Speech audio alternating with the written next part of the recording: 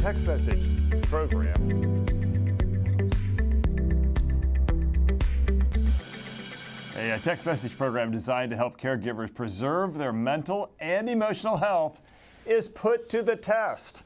And folks in Garden City, Kansas, roll up their sleeves for a shot at staying healthier this winter. Good morning. I'm Dr. Steve Stites, Chief Medical Officer here at the University of Kansas Health System and Executive Vice Chancellor at the University of Kansas Medical Center. Today on Open Mics with Dr. Stites, we're exploring what's being done to help two top health challenges facing an underserved population in our community. Joining me today is an impressive panel of people working hard to meet these top challenges. Joining us via webcam is the Vice Chair for Clinical and Translational Research at the University of Kansas Medical Center and Division Chief of Pulmonary Critical Care and Sleep Medicine, and one of my many bosses, and I'm out of breath, so I have to take a breath, here at the health system, Dr. Mario Castro. Hey, Mario, welcome back. I like that Chiefs background, by the way. Looks good. Thanks. Good morning. By the way, can I just say it right now? Rock chalk, what a win last night. Okay. Also joining us remotely is the director of the Juntos Center for Advancing Latino Health at KU Medical Center, Mariana Ramirez. Welcome, Mariana. Thanks for being here. Good morning. Thank you for having me. You betcha. And last but not least is Dr., and I'm going to get this right, Jaime. Correct. Perales. Correct as well. Puchalt. That's perfect. Yes, right there. Come on now. There we go. I got it. I do rehearse these. The director of Latino Brain Health Lab at the University of Kansas Medical Center's Alzheimer's Disease Research Center. We actually had a conversation about that just last week. So this is a perfect follow-up to last week. I read this. I was like, oh, this is really exciting. So brain health is where I want to start our discussion today. We've learned on this program before that dementia is a disease of the brain that affects memory and thinking, and ultimately your ability to function daily. Contrary to some beliefs, it is not a normal part of aging. Some people, most people, never develop it. But research shows us that the Latino population does have a higher than normal incidence of dementia combined with less access to medical care. This can be especially difficult on family members who must care for their loved ones. KU Medical Center is helping those family members through the development of APPs that serve as a quick resource for help. You wonder what an APP is. You're going to learn about that in just a minute. Alexis Del Cid caught up with one of the trial participants in the first text message to explain. Alexis, help us out. Good morning, sunshine. My name's Carlos. Charlie Robot. Charlie! Hey there. Say hi to your fans. The love and awe that Carlos Olivas III feels for his father is ever present. We need to get you up so we can get a donut. He's that special kind of guy that I call Dad, my hero. His laughter, his humor, his ability to spark a room full of laughter that brings joy and love to the community. His dad, Carlos Olivas Jr., is a proud U.S. Navy vet, the rock of the family, and a gifted artist. He's also living with Alzheimer's disease. I have memories of him telling me that, oh, I had this in a dream and this is what I'm going to do. And he would do it. He would create things that he would see in his mind overnight. What is it? Art. Art has become one of the love languages Carlos and his dad share together. Where'd it come from? My brain, it just peeked out. This is some of his artwork that he comes out of his brain. You know, his mind just wanders and he just processes what he feels at that moment. Like the millions of others traveling the Alzheimer's road, Carlos knew very little about the disease until one day in 2015 when he got a call from his dad's dentist. It was a shock when someone says, you are the emergency contact for your dad, and we want to have a conversation with you about his health. They had noticed a decline in his dad's oral hygiene, a very common symptom when someone is in cognitive decline. It was enough for them to raise the flag, to give me a call and say, you need to know this. Shortly after, his dad was diagnosed with Alzheimer's disease. And roughly a year later, Carlos quit his job in Southern California to move back to his childhood home in Sacramento to care for his father. He was not expecting the isolation that can tear apart families who are navigating an Alzheimer's diagnosis. The challenges created more isolation between our immediate family. At a certain point, Carlos realized he couldn't be an effective caregiver without caring for himself. He began joining support groups. Along the way, he also signed up for something called Care Text. Well, Care Text was a study that included caregivers. During the trial, Carlos received a text a day giving information on various aspects of caregiving and Alzheimer's disease. He could select certain prompts, guiding him to more information and resources. It was like someone thinking about me at that time when I'm having a difficult time. He says the support and guidance at his fingertips was invaluable. And today, Carlos is a man on a mission. It's okay to feel like the walls are crushing in on you, but there is help out there.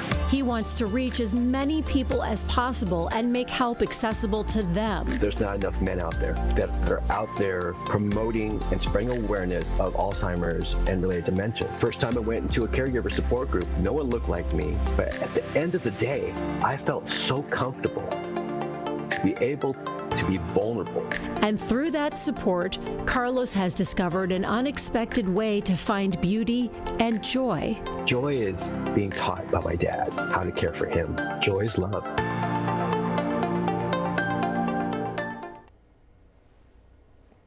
Wow.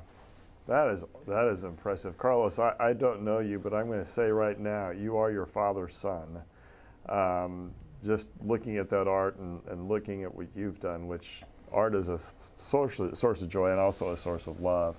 So you're joining us live today via webcam. Thank you for being on the program with us.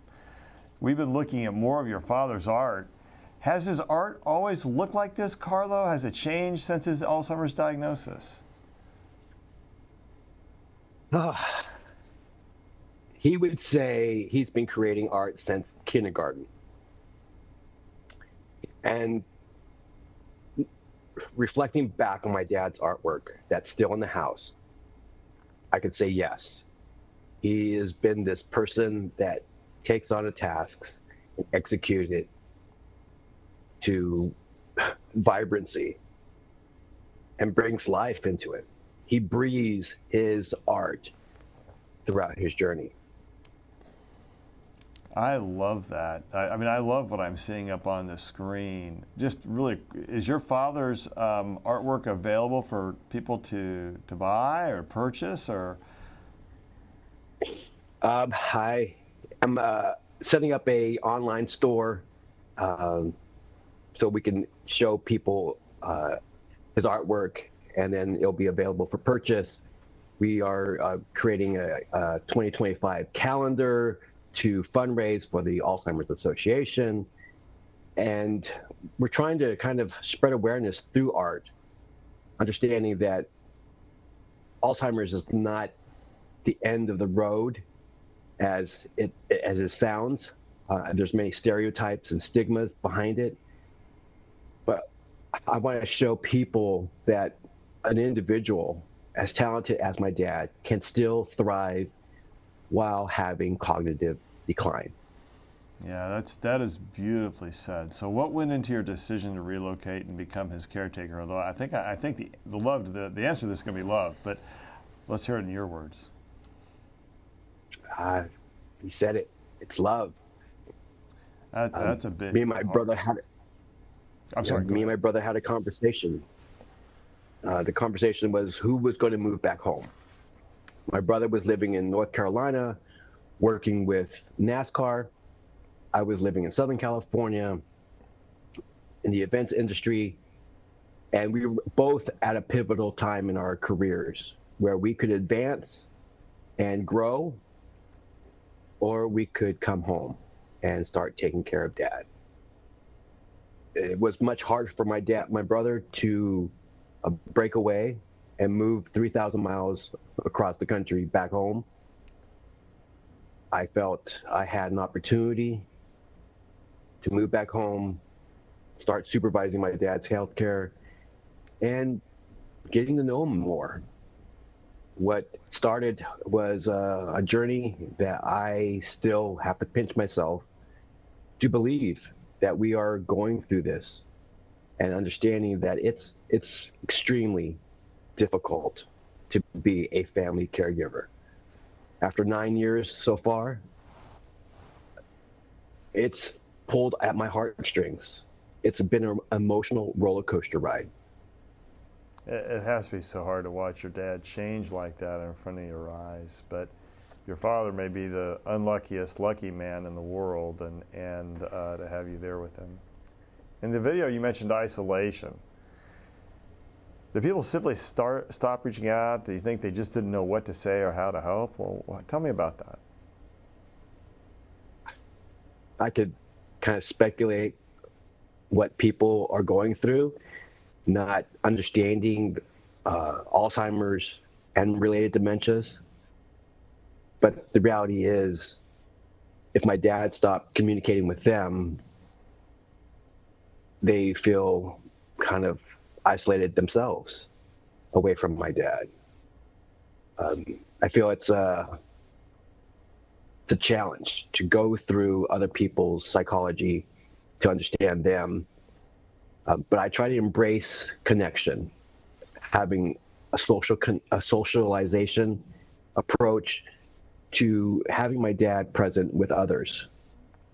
But still, I could feel very alone with a room full of family and friends at a holiday gathering, and it's hard. I feel very, very alone sometimes. And it's difficult. It would seem incredibly hard because people don't really know what you are going through and can't relate to that unless they themselves have done it, have gone through it, or are going through it with someone they love. Now, can you remember a specific text you got through Care Text that helped you? Yeah. I was challenged by my dad's sundowning, and I'm educated enough to understand certain strategies and approaches. But when I got that text, it was at the appropriate time, right in the middle of the chaos. I was able to kind of follow the prompts, get some information, maybe a different perspective and insight from another person that may have gone through this before, or just a educated guess, that I was able to tap into these resources and understand that maybe I could stop, pause for a moment, and reflect on where I'm at, being present, understanding that he is cared for, he is loved, and my dad is going to make it through this. I just need to take care of me at that moment. And that's, I think, one of the benefits of this program. Getting a text, stopping, reading about it, educating yourself, becoming aware that there is other forces in play. My dad might be having a very difficult time, but so am I. And we just need to recognize that. Absolutely. And one of my very good friends is going through this with his wife, and she's obviously having a very difficult journey, and so is he. And those who you love, when you watch them suffer, man, you suffer inside, right? Dr. Perales, I want to commend you on the work and that you're doing through Juntos for brain health in partnership with the KU Alzheimer's Disease Research Center. So tell us a little bit about the concept of how the text, and how do you say that? So in English, it's Care Text. Yep, Cuida Care. In Spanish, it's Cuida Text. Cuida, okay. It's actually a play on words. Cuida is to care. Cuídate is to care for yourself. And you heard Carlos talk a little about that importance. Yes, sir. And text for texting. That's good. That's the, texting is the modality that we use, especially because who doesn't have a cell phone nowadays, right? Right. Almost everyone has a cell phone. Almost everybody can send a normal text message.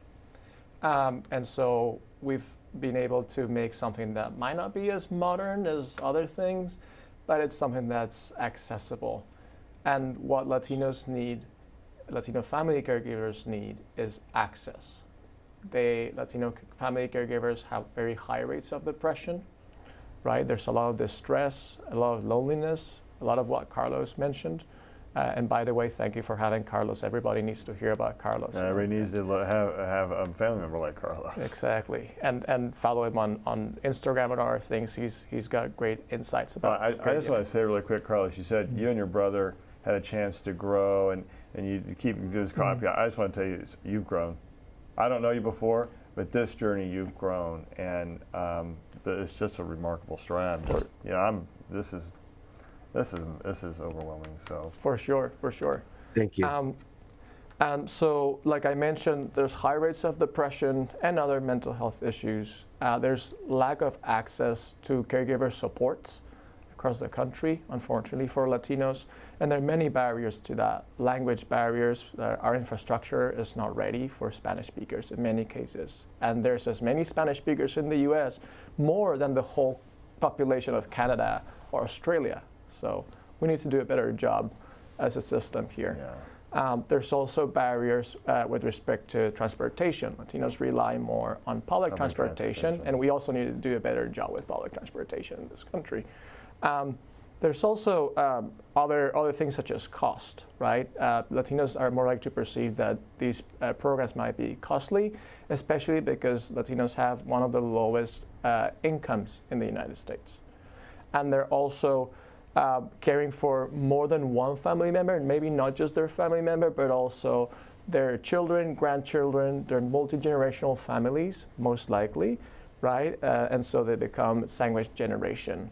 And that is hard if you want to go to a support group in person or something like that. So that access is vital. And that's why in 2020, we got a pilot grant to develop and test Quitatext. Let's play on words is playing tricks on me. Okay, things what's doing to me, man.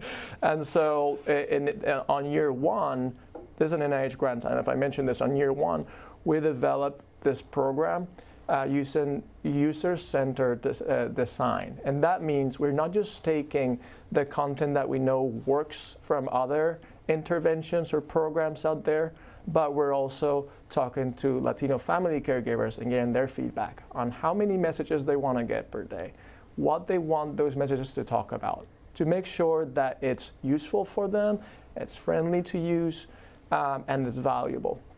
And from then on, we created this 6-month program. Some of those messages Carlos has talked about, basically bilingual, English or Spanish, depending on your preference, and you can interact with the text messages. You don't just receive messages, you can send messages back. If you want to learn how to cope with stress, you can text the keyword stress, and every time you do, you automatically get a message on that topic. And then you want to know anything related to your situation that is beyond a keyword. You send any kind of text message like you're texting a friend, and we have coaches working during working hours that will respond to those messages. On year 2, we tested a pilot test among 24 Latino family caregivers, and we showed that we were able to recruit on time 24 people.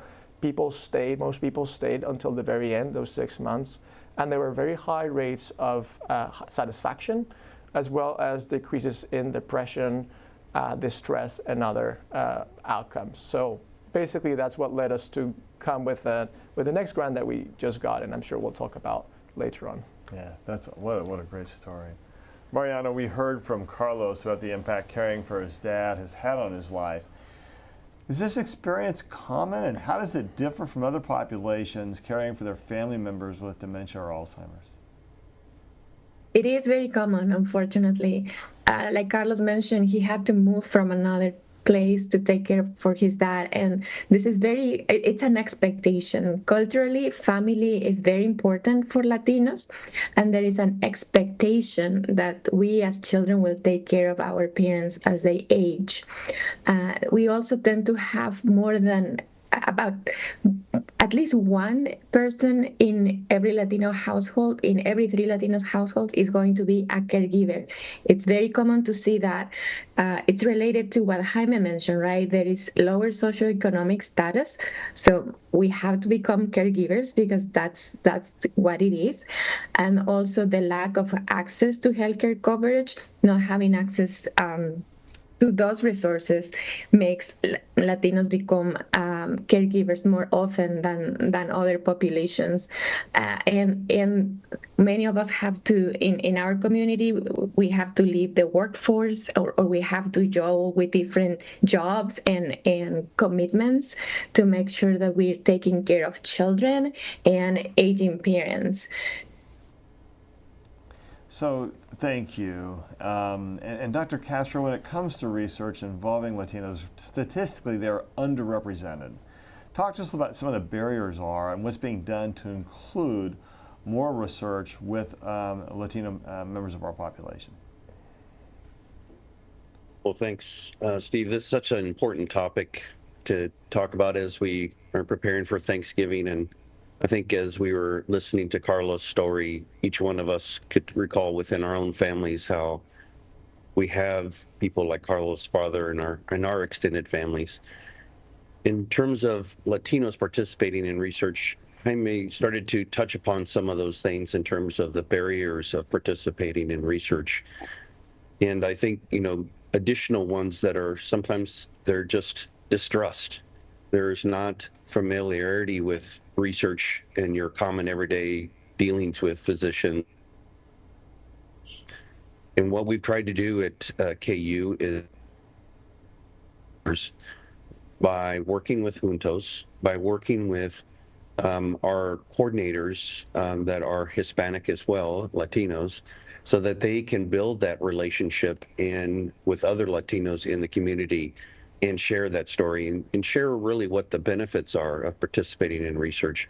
So you could see it today, the benefit that was on Carlos by participating in that research. And I can tell you I've many of those stories in research where it told me, Dr. Castro, until I participated in the study, I really didn't know how this affected my body, and they've learned so much about it. It's not just about access to these newer medications or the latest technology, but it's also learning more about yourself. So, Dr. Perales, now you have a new NIH-funded grant for the next 5 years that appears to build on your work. Talk to us about this newest grant. What is it going to do? Absolutely. The main goal is to test the efficacy and the mechanisms of action of Cuidatext, the program that we've been talking about. And so by the efficacy, we mean I have those who are randomized, those Latino family caregivers who are randomized to what's called the intervention group, and that is receiving Cuidatext or CareText straight away will end up with a bigger reduction of depression and distress compared to the control group. And the control group would be a waiting list. So people that will be waiting for 7 months, after those 7 months, they will also have access to Cuidatext because we want everyone to ultimately benefit from this. I want to be in the treatment group. I don't want to be in the That's a pretty common thing. So that's understandable. You bet. But to test the efficacy, that's what we need to do. Otherwise, in the future, we will not be able to put it out in the public, right? We need a control group to be able to compare. But everyone, like I mentioned, we thought about it so that it's friendly, right? And everyone in the end will end up getting the program. And when you do this with the program and with the texting, people get back a text. Can they get a phone call? Can they do they find their way into a support group? What does it do for them? Yeah, our text messages, we include education about Alzheimer's and other dementias. We talk about strategies for coping with stress, for problem solving related to the complex behaviors of their loved ones, like sundowning, for example, like Carlos mentioned. There's also messages that would put them in touch with community resources. And we can, in fact, if they want us to call with them, do a 3-way call for a specific need, we can do that. Our coaches are prepared to do that and help them. So yeah, we can do that. This is an amazing story, and the grant that you have is so new. The materials supporting it are still in the works. You can email Dr. Perales to learn more about participating. He's also taking calls. Leave a message at 913-588-3716. If you need to grab a pen and paper, do it now, and we'll show you again at the end of the program his contact information. Okay, next we're going to switch gears for just a minute to talk about disease prevention. But before we do, remember to send in your questions using the links on your screen, YouTube, Facebook, or email the Medical News Network. All right, take a look at this video from Garden City, Kansas, where late this summer, the Kansas Department of Health and the Environment, working with the Mexican consulate, hosted a vaccination event for Latinos. Other partners included Immunize Kansas Coalition, the Finney County Health Department, and Garden City. Okay, I'm not going to say this correctly, so help me with this. Promotoras de salud. Thank you. The event was considered successful with 34 vaccinations given for flu, COVID-19, hepatitis A, and hepatitis B. Dr. Castro, you began sounding the alarm needing to vaccinate Latinos during the COVID pandemic. You were on this program talking about this. We had multiple conversations. Tell us about how that work has evolved into doing this kind of research. Well, we know during the COVID pandemic that our Latino populations were one of the hardest hit. And that's often because of the work that Latinos do, the close multi-generational homes that Jaime was mentioning, increase that exposure to COVID to Latinos. And when we were in the midst of this, Steve, in the pandemic with multiple patients being hospitalized, I used my Spanish every day to communicate with our patients. I think when we think about, COVID has not gone away, it's become endemic, but it still affects our Latino populations as well as other viruses like influenza and H5N1. So what are the risks of the COVID flu or H5N1 outbreak in Kansas Latinos specifically? Anything new or different that we should be thinking about? Well, in terms of H5N1, this is that avian bird flu. And so the Latinos that are most at risk are those that are working on the poultry farms, working on these farms that are processing the chickens. And so it's definitely something that our Latinos are exposed to, but also any worker, of course, that is in that environment. Of yourself in terms of protection equipment. We all know about the mask, how important use of masks are, washing hands, avoiding close contact. Those are the key things that we've learned during the pandemic and certainly still hold true. We just got to bring it back. Those practices, Steve, that you talked about all the time, we got to bring them back during these respiratory viral seasons. I know people maybe have heard me say this once before, but I can always say it again. The rules of infection prevention and control care for you and follow with you and will take care of you every day and every day going forward. And we all need to follow them no matter who or what we think we are. All right, Mariana, how is Juntos addressing some of these barriers that Dr. Castro has just spoken about? Mm-hmm. Yeah, so we've been very fortunate to partner with wonderful community organizations, community leaders, promotoras de salud, which is community health workers. So community health workers are people who belong to the community they serve. And they are particularly skilled to communicate with them and help them connect with the health system. They're true champions, and now in Kansas, they are able to get reimbursement for under Medicaid and Medicare, which is amazing. But we've been partnering with them and organizations like the Mexican Consulate, like Heart to Heart International, public health departments, to reach people where they are with both information and also with access to vaccines. I think people are still afraid of COVID vaccine, and the concept of getting vaccinated every year with the COVID vaccine is not quite there yet. When we're talking to people one-on-one in the community or at these events and offering the COVID vaccine, oftentimes we hear, "Oh, I already got it. I already got 3 of them or 4 of them," and then we bring the educational piece about this is something that we need every year from now on, just like you do your flu shot. You will do your COVID shot as well. There's still a lot of misinformation, and people are hesitant of taking the vaccine because they want to protect their family. Like when parents are hesitant of vaccinating their children with COVID vaccine, is not because of anything else, but out of a feeling of protection. They're still seeing more risk in getting the vaccine than in getting vaccinated. So a lot of work is in that area, making sure that our community understands that vaccines save lives, that we need to get vaccinated, and that the benefits by far outpace the potential risks. So that's one piece.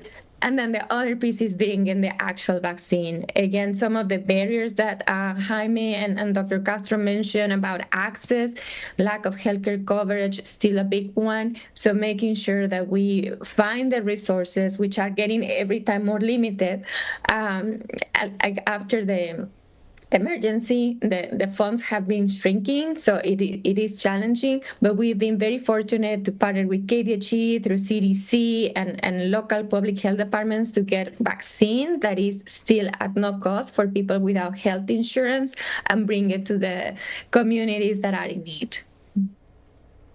All right, that is great news. Thank you, and good luck on. Well, I think you just got a new grant from the CDC too, targeting health and vaccination of farm workers. Congratulations on that as well. Switching gears to more about lung health, Dr. Castro, you've been working on a study with the American Lung Association. Any updates on that lung health cohort? Well, the lung health cohort study, for those that haven't heard about it, it's enrolling patients or participants from 25 to 35 years of age. And basically, that's the main criteria to get into the study. What we're trying to do is understand what happens over time. Why do people develop lung disease as we age? And we don't know that very simple question. The answer to that's a very simple question. And so the lung health cohort is enrolling 4,000 millennials, 25 to 35 years of age, around the country. We have actively enrolled at least 1 out of 5 of those from Latino populations, 1 out of 5 African Americans, and 1 out of 3 from lower socioeconomic backgrounds. And we want this to reflect the true U.S. population, because that's so important for our research to understand how this affects various people at various levels in the population. And so please, as you can see here, we can participate in the study by contacting Jessica at that email address or by phone at 588-2899. And the Lung Health Cohort is going to help us answer some of these questions that we've talked about in Latinos. It will help us understand why do we see higher rates of asthma and other diseases that impact our populations. All right. Sounds like an outstanding study to be involved in. And if you guys want to reach out to that number, about 588-2899, awesome. All right, let's check in with Doc Hawk for just a moment. Hawkeye. How are you, bro? Listen, what did you bring today? We're in the respiratory viral season. How are things looking so far, Goof? Well, you know, again, we are in respiratory viral season, typically influenza, RSV, and other cough and cold viruses. Again, the last few years, we now also include COVID-19, although there is no specific seasonality to that. There are peaks and valleys of circulation. But overall, what we're seeing at the health system is about the same as last week. We do have some graphs. We do have some, these are percentage positives of our tests that we're doing. You can see back on the left in the green for COVID, significantly high percentage of positive tests. Since that time, we've come down. Right now, COVID in green is at 3.5%. Influenza there is about 2.5% in the blue, and then RSV remains lower than all those at 1.5. Again, those are percent positive tests throughout the health system, inpatient or outpatient. So we do typically expect RSV and flu to increase going into the winter. We are right now nationally following that trend that we have seen historically as far as visits to emergency departments or healthcare facilities for respiratory virus. We are getting into that epidemic trend at this point in time. We will also keep an eye, obviously, on COVID-19, but we do know there was a peak of infections in the summer. Certainly people have gained some immunity from that. That immunity is probably wearing off for that boost, so it is definitely a good time to get revaccinated for the COVID-19 with the updated vaccine right now. The next graph shows overall admissions here at the health system at the hospital. In last week, no RSV patients. We had 1 flu inpatient and then 6 COVID. So I think, Dr. Stites, we've always been happy with those single digits. Definitely want to get down to 1 or 0 admissions for COVID. That would be a great thing as well. Yeah, but that's a pretty low number to get down to where you are, where it's in November, and we're doing well thus far. Let's just hope that that holds the line and we don't see an outbreak a little later in the year. But so far, yeah, pretty good. All right, we've seen headline after headline about outbreaks of foodborne illnesses like E. coli and Listeria. What do you think people should be cooking or eating with big Thanksgiving meals? What do we need to keep in mind about that? Yeah, I think we have to understand that we are either buying meals or buying food and preparing meals at home, either getting meals catered or from the restaurants. We need to remember that foodborne illness is a significant issue really all the time, but particularly now as it's been in the news. As of today, per the CDC, there are over 20 active infections, which are multi-state around the country that they are looking to and investigating. Obviously, the most notable was the McDonald's Quarter Pounder onions with E. coli, the deli sliced meats with Listeria, and now also we have the new organic carrots with E. coli infection that they're investigating as well. But there are also other foodborne illnesses that we need to be aware of that cause GI illness with nausea, vomiting, diarrhea, fever, not feeling good. Those include norovirus, hepatitis A, as we've seen our story today about one of the vaccines that they are trying to give is hepatitis A vaccine, and other gastrointestinal illnesses that we don't always hear about. So I think it's to remember that it's important to remember that there are multiple points where we can have food infected and then we can get ill from that. So infection can occur in the production of the food item or the substance or the processing. You'll see this graphic here in the top couple images, and then also in the distribution in the bottom left-hand corner. But also, most importantly, probably for us and for our families, is the preparation of those food substances, whether in the home or at a restaurant. A common example would be using cutting raw fruits and vegetables with contaminated knives or on a contaminated cutting board that you have recently used to cut raw meat or chicken and did not wash and clean everything properly. Then those raw fruits and vegetables can be eaten, and then certainly you get sick. We also have an image from the FDA that illustrates the important steps in food safety. There's a lot here going on here, but just as Dr. Stites always says, wash your hands frequently and adequately with soap and water. So also separate your raw meat and poultry, like I just said, from other foodstuffs.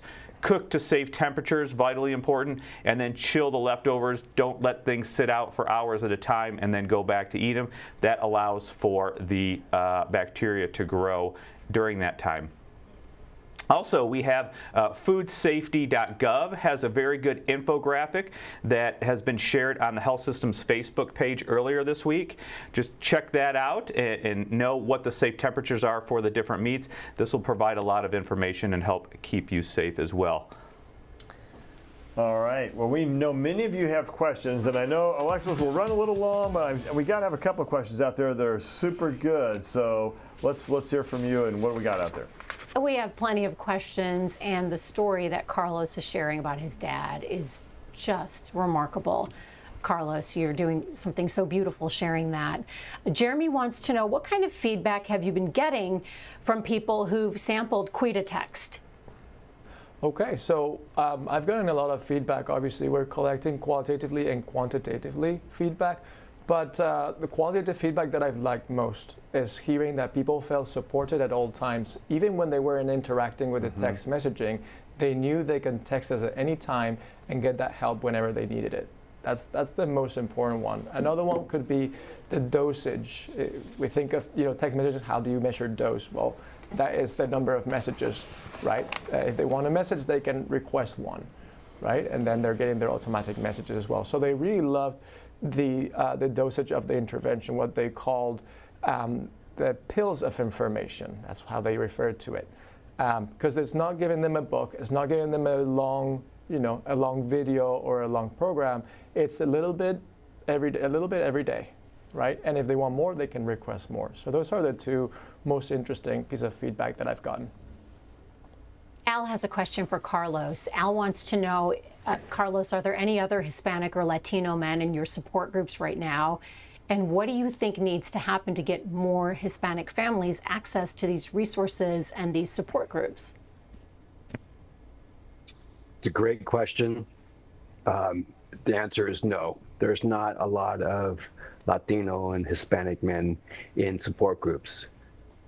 But making it accessible where they can feel supported, breaking down the stereotypes and stigmas of men seeking support is what needs to happen. We need to feel supported. And I want to echo what Jaime just said, that I felt supported with Gludatex because it provided me access to information and knowing that someone was always there ready to listen for me. That's awesome. This has been a great discussion, and I am grateful for all of our guests for being here today. And I'd like to grab some final thoughts before we go. And as promised, here's the email number to leave a message if you want to participate in Dr. Peralta's upcoming study. Let's keep it up while we hear from Dr. Peralta. Dr. Peralta, what's your big takeaway from their discussion today? Final thoughts. My final thoughts are that we have great research happening at KU that aims to represent the Latino community. That doesn't happen everywhere. It's very unique. So I really hope people take advantage of this opportunity. Another reason to be proud of the University of Kansas Medical Center. That's awesome. Carlos. I feel supported. I feel that we are emerging to spread awareness through programs like Gludatex to others that can get the necessary support they need. And it's about being present. And programs like this helps us be present with our loved ones. And Carlos, I just want to say a big shout out. Thank you for being on this program and being an example of what it means to be a great human being to the Latino community, but to all of our communities, to all of us. Well done. Thank you, sir. Thank you. Mariana. Thank you. I would say participate.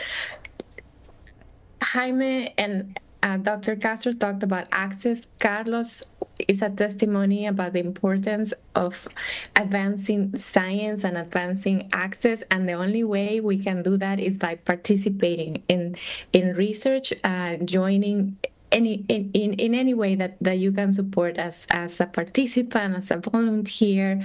Get involved. Yes, Dr. Castro, thank you, Mariana. Well, I think Jaime and Mariana touched upon it as my main message is that, clinical research is how we advance the field. And by participating, you are really contributing to it. And we have so many different opportunities here at the University of Kansas that you can participate in. Great studies like Jaime's study that Carlos is participating in, but others that are so important to our community. And lastly, I just want to say, have a wonderful and happy Thanksgiving and enjoy your family. Thank you, sir. And you as well. Dr. Hawkinson.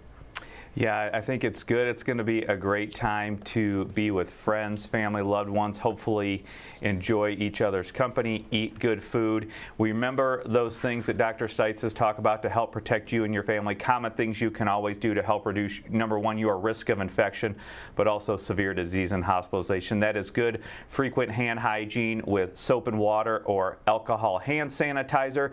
If you're ill, please do not go out and be in those parties and those get-togethers. Get get tested early. Remember to get vaccinated. You know, Steve, although influenza activity is low, it is starting to climb up, and unfortunately, we've already had a couple pediatric deaths from influenza this season. The most recent one was last week. These things are significantly preventable or reduce risk for these for everybody. Please get vaccinated. There still is time to do that to get protection for the remaining part of the season of respiratory viral illness, and do those things to help reduce your chance of getting foodborne illness as well.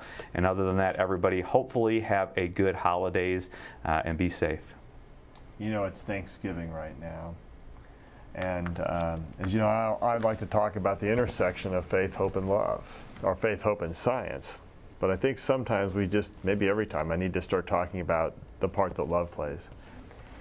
I love Broadway musicals, and when Lin-Manuel Miranda accepted a Tony Award for Best Musical Play, he told the story a little bit about Alexander Hamilton.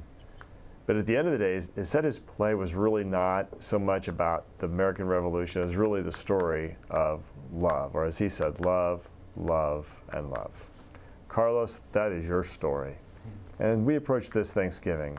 It's a story we need to remember, because even though it can be messy out there, faith, hope, science, and love. That's a pretty good recipe for tomorrow. We'll see you soon.